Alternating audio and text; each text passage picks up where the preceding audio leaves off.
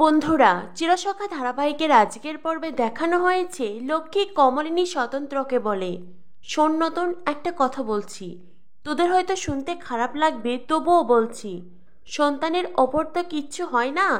তোরা তো জানতিস বুবলাই তোদের সম্পর্কটা ভালোভাবে নেয় না। তোরা তো জানতি তোদের এই সম্পর্কে ওর আপত্তি আছে, তবুও তোরা ঘটা করে বিয়ে কেন করতে গেলি? তোরা যেমন ছিলি তেমনই থাকতে পারতি। এই বিয়ের কি খুব প্রয়োজন ছিল নাকি? হ্যাঁ, আজ বুবলাইয়ের যা কিছু হয়েছে তার জন্য তো তোরাই দায়ী। বাবির লক্ষ্মীকে বলে, শোনো ঠাম্মি, তুমি এইসব কথা প্লিজ বন্ধ করো। মা মায়ের জীবনের একটি ঠিক সিদ্ধান্ত নিয়েছে। এখন যদি দাদাভাই সেই সিদ্ধান্ত মানতে না পারে, সে যদি নিজেকে শেষ করে দিতে চায়, তাতে মায়ের কি দোষ?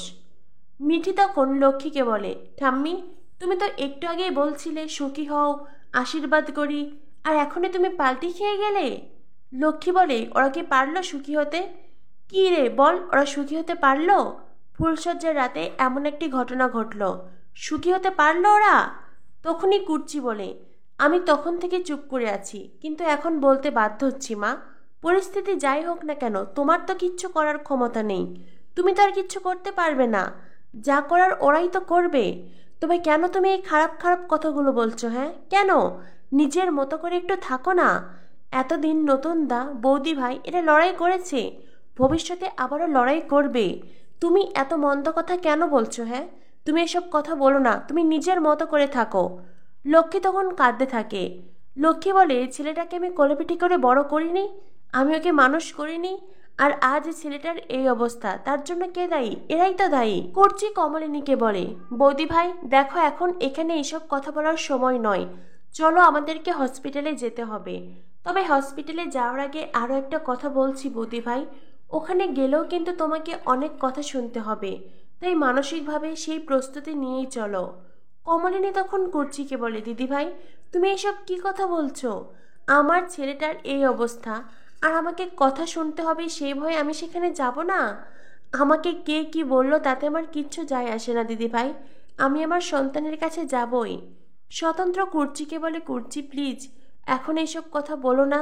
এইসব কথা বললে আমার নিজের খুব খারাপ লাগছে, আমাকে অপরাধী মনে হচ্ছে। কুর্চি বলে, আমি শুধু তোমাদেরকে এতটুকুই বললাম, তোমরা এক যুদ্ধ শেষ করেছ, এবার আরও একটা নতুন যুদ্ধ তৈরি হয়েছে, তোমাদের কি এই যুদ্ধেও লড়াই করতে হবে, একসাথে থাকতে হবে। কমলিনী স্বতন্ত্রকে বলে, দেখো তুমি বারবার নিজেকে অপরাধী বলো না, তোমার তো কোনো দোষ নেই, তুমি তো একলাই এই সিদ্ধান্ত নেওনি, আমারও তো মত ছিল। তুমি যদি জোর করে আমাকে দিয়ে এই সব কিছু করিয়ে নিতে, তবু তো আমি সেখান থেকে বেরিয়ে আসতাম, আমার তো আপত্তি থাকতো, কিন্তু আমি তো আপত্তি জানাইনি, কারণ আমারও মন চেয়েছে, সেজন্যই তো আপত্তি জানাইনি। তাই প্লিজ তুমি নিজেকে অপরাধী ভেবো না, তুমি নিজেকে অপরাধী ভাবলে আমার আরও বেশি করে খারাপ লাগছে। লক্ষ্মী তখন স্বতন্ত্রকে বলে, নতুন আমিও তোদের সাথে যাব, আমাকে নিয়ে চল। কুর্চি বলে, তোমার তো বয়স হয়েছে, তুমি এখন ওখানে গিয়ে কি করবে? তাছাড়া যাওয়ার হলে কাল যেও, যাওয়ার সময় তো আর চলে যাচ্ছে না, কালকেও যেতে পারবে। লক্ষ্মী বলে, কাল যদি ছেলেটাকে আর না দেখতে পাই? তখনই কমলিনী বলে, মা এসব আপনি কি বাজে কথা বলছেন? কেন এই অলক্ষণে কথাগুলো বলছেন? প্লিজ এই কথাগুলো বলবেন না। লক্ষ্মী তখন কমলিনীকে বলে, আমি অলক্ষণে কথা বলছি নাকি তুমি অলক্ষণে কাজ করেছো? তুমি অলক্ষণে কাজ করে আজ ছেলেটাকে মৃত্যুর দরজায় পাঠিয়ে দিয়েছ, আর এখন আমাকে কথা শোনাচ্ছ? যা হয়েছে তোমার জন্য হয়েছে, সারা জীবন যা করেছো করেছো, এখন এই বিয়েটা না করলে হতো না? লক্ষ্মীর কথা শুনে কমলিনী স্বতন্ত্র যেন আকাশ থেকে পড়ে। লক্ষ্মী কত সহজেই পাল্টি খেয়েছে। স্বতন্ত্র তখন চিৎকার করে বলে, আমরা কি এখানেই দাঁড়িয়ে থাকবো নাকি হসপিটালে যাব? কুর্চি, তুমি তোমার বৌদিভাইকে ধরে নিয়ে এসো। এরপরে সবাই মিলে হসপিটালের উদ্দেশ্যে বেরিয়ে পড়ে। লক্ষ্মী হু হু করে কাঁদতে থাকে। লক্ষ্মী বলে, ভগবান তুমি মায়ের অধর্মের শাস্তি ছেলেটাকে দিও না ভগবান, মা অধর্ম করেছে, ছেলের তো কোনো দোষ নেই, তাকে তুমি শাস্তি দিও না। এরপরে লক্ষ্মী নতুনদের পিছনে পিছনে ছুটতে থাকে, নতুন ও নতুন আমাকেও সাথে করে নিয়ে চল, আমিও হসপিটালে যাব। এদিকে দেখানো হয় হসপিটালে বর্ষা তার বাবাকে জড়িয়ে ধরে কাঁদছে, আর বর্ষার বাবা বর্ষার মাথায় হাত বোলাচ্ছে, তাকে সান্ত্বনা দিচ্ছে। তখনই সেখানে কমলিনীরা আসে। কমলিনীদের দেখে বর্ষার বাবা বলে, এ কি, আপনারা আপনারা এখানে কেন এসেছেন? কমলিনী তখন স্বতন্ত্রকে বলে, কি বলছে উনি? আমার ছেলে, আমার সন্তানের এই অবস্থা, আর উনি বলছেন আমাদের এখানে দরকার নেই। বর্ষার বাবা বলে, এই সব কিছু তো আপনাদের জন্যই হয়েছে। বর্ষা বলে, এই মহিলাটা সারা জীবন ব্যভিচার করেছে, আর এখন এই বয়সে তাকে বিয়ে করতে হলো। এই মহিলার জন্য আমার সব কিছু শেষ হয়ে গেছে। এই মহিলাই দায়ী। এই মহিলা নিজের ছেলেকে শেষ করলো, সেই সাথে নিজের সুখের জন্য আমার সংসারটাও শেষ করে দিল। তখনই সেখানে ডক্টর আসেন। ডক্টর এসে বলেন, দেখুন আপনারা নিজেদের মধ্যে এত ঝগড়া ঝামেলা কেন করছেন? ভুলে যাবেন না এটা হসপিটাল, এখানে আরও অন্যান্য পেশেন্ট আছে। আপনারা প্লিজ এতটা উত্তেজিত হবেন না। কমলিনী ডক্টরকে বলে, ডক্টর আমার ছেলে বুবলাই, ও এখন কেমন আছে?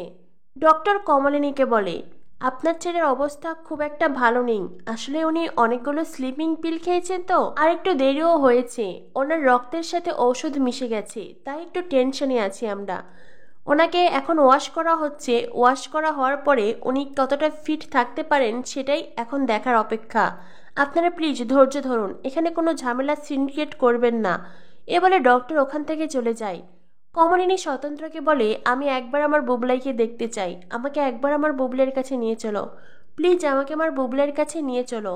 স্বতন্ত্র কমলিনীকে বসতে বলে। স্বতন্ত্র কমলিনীকে বলে, কমলিনী প্লিজ তুমি এতটা অধৈর্য হয়েও না, এখানে বসো, চুপটি করে বসো।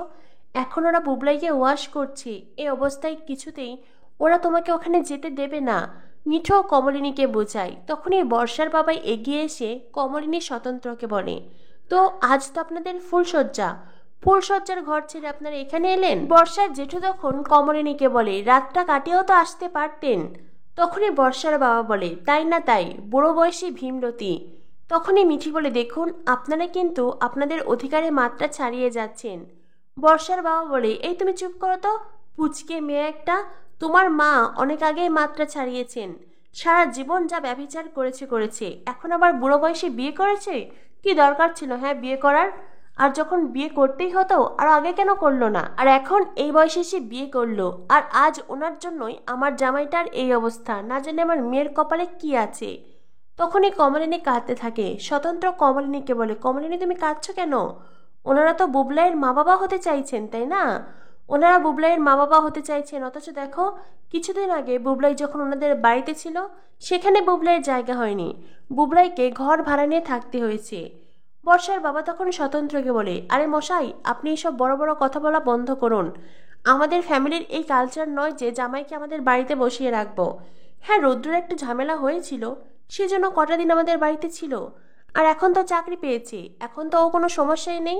মেয়ে জামাইকে আমি আমার কাছে রাখবো, এটা কি কোনো ফ্যামিলির কালচার হতে পারে নাকি?